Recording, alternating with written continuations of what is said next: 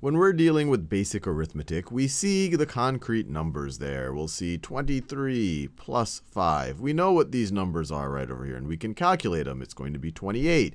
We can say 2 times 7. We could say 3 divided by 4. In all of these cases, we know exactly what numbers we're dealing with. As we start entering into the algebraic world, and you probably have seen this a little bit already, we start dealing with the ideas of variables. And variables, there's a bunch of ways you can think about them, but they're really just values in expressions where they can change. The values in those expressions can change. So for example, if I write x plus 5. This is an expression right over here. This can take on some value depending on what the value of x is. If x is equal to, if x is equal to 1, then x plus 5, our expression right over here, is going to be equal to 1, because now x is 1. It'll be 1 plus 5, so x plus 5 will be equal to 6.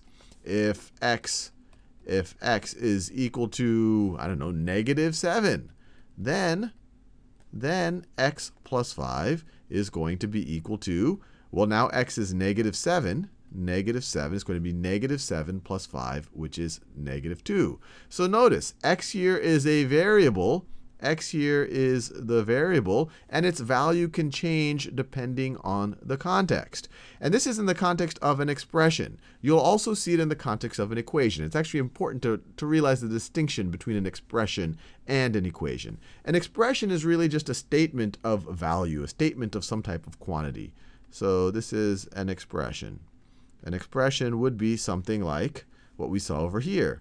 X plus 5. The value of this expression will change depending on how depending on what the value of this variable is. And you could just evaluate it for different values of x. Another expression could be something like, I don't know, y plus z. Now everything is a variable. If y is 1 and z is 2, it's going to be 1 plus 2. If y is 0 and z is -1, it's going to be 0 plus -1. These can all be evaluated, and they'll essentially give you a value depending on the values of each of these variables that make up the expression. An equation, you're essentially setting expressions to be equal to each other. That's why they're called equations. You're equating two things. An equation, you'll see one expression being equal to another expression. So for example, you could say something like x plus 3 is equal to 1. And in this situation where you have an equation with where you have one equation with only one unknown, you can actually figure out what x needs to be in this scenario. And you might even do it in your heads. What plus 3 is equal to 1? Well, you could do that in your head. If I have -2 plus 3 is equal to 1. So in this context, an equation is starting to constrain what value this variable can take on. But it doesn't have to necessarily constrain it as much. You could have something like x plus y plus z is equal to 5. Now you have this expression is equal to this other expression. 5 is really just an expression right over here. And there are some constraints. If someone tells you what y and z is, then you're going to get an x. If someone tells you what x and y is, then that constrains what z is. But it depends on what the different things are. So for example, if we said y is equal to 3 and z is equal to 2, then what would be x in that situation? So if y is equal to 3 and z is equal to 2, then you're going to have the left-hand expression is going to be x plus 3 plus 2 is going to be x plus 5. This part right over here is just going to be 5. X plus 5 is equal to 5. And so what plus 5 is equal to 5? Well, now we're constraining that x would have to be equal to 0. But the important point here, hopefully you realize the difference between expression and equation. Equation, essentially, you're equating two expressions. The important thing to take away from here is that a variable can take on different values depending on the context of the problem. And to hit the point home, let's just evaluate a bunch of expressions when the variables have different values. So for example, if we had the expression x to the y power.